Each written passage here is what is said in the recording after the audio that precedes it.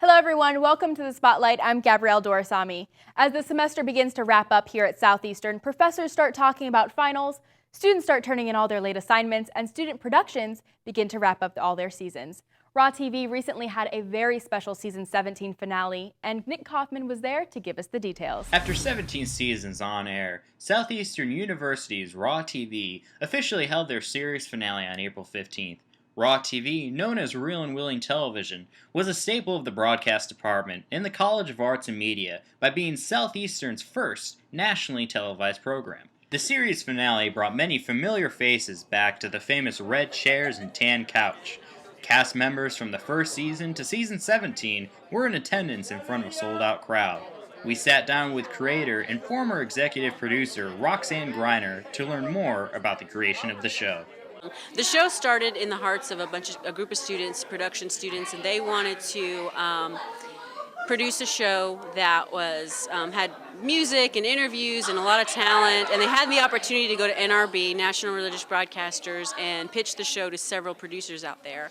And one of the producers loved the show, picked it up, said, hey, we want to air your show. So at that point, they brought me in to kind of bring up the professional level of the show and get it TV ready, basically. Roxanne also shared with us why Raw TV was so close to her own heart. I think I'm just grateful that God, chose me to be a part of this and to be a part of so many students' lives that, I'll forever be linked to. I still have students from years ago who call me to tell me about their careers, and it's just, it's humbling to be able to be a part of this. Reporting for the Spotlight News, I'm Nick Kaufman.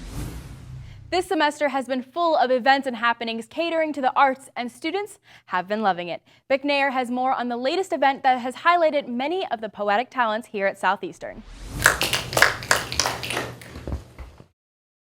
Oracle Open Mic Night is an opportunity for poets to come together with their fellow artists and publicly read poetry. Throughout the evening, they stand before an audience and recite one of their favorite poems, say a prayer, and even perform some of their own original poetry. A couple of the poets described this event and why they come. I like to share and to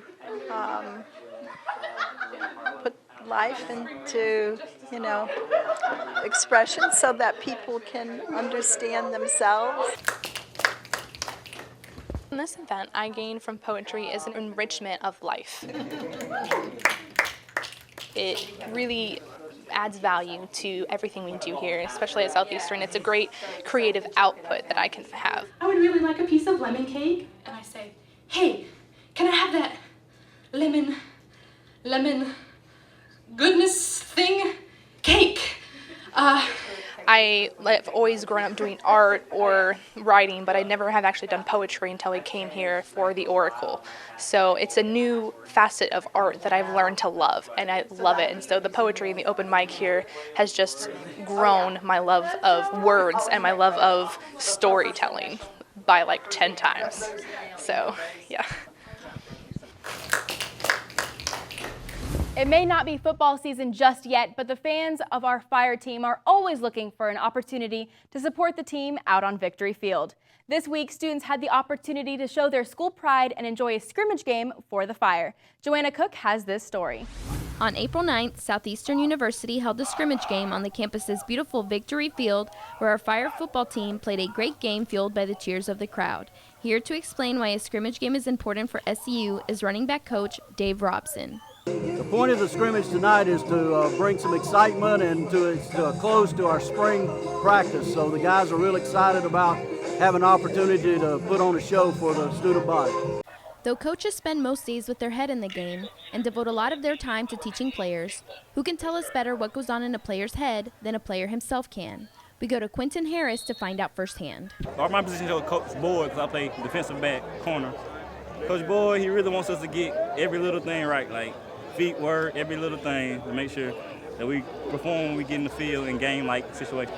As a team, we got stronger. See, last year we was a bunch of freshman team. We got stronger, better. So that's how we grew. Coach Phil, he was good. He had a great pregame speech. There was a lot of energy in the locker room before the game.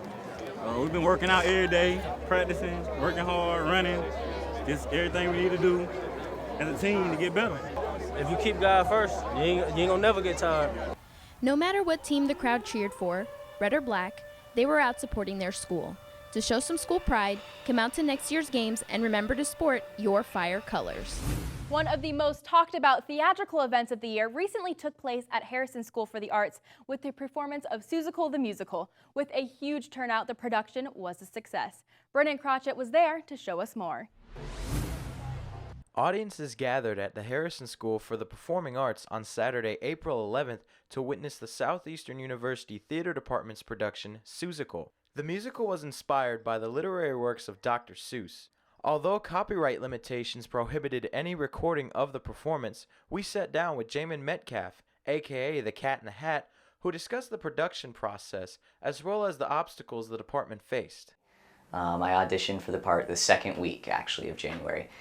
I did not think that I was going to get a lead role in it. I'm not much of a singer. I've done acting for a long time, but I haven't done singing for very long at all. But I ended up getting the lead, the Cat in the Hat, in the show, and we began rehearsing in S500 in the classroom. And it was a difficult process because we didn't have very many resources to work with. We couldn't get props for the first 2 months of rehearsal. Couldn't get sets until the tech weeks, just 2 weeks before we were about to do our final shows. Without sets and props, it was difficult, but we had a really great cast, so it was really interesting to see the acting and the music and dance really come together so smoothly before we actually put it on the stage. With Spotlight News, I'm Brandon Crotchett. Thank you, Brandon. That's all for this episode of The Spotlight. Keep it here for the latest in campus news and events. I'm Gabrielle Dorsami. Have a great week, everyone.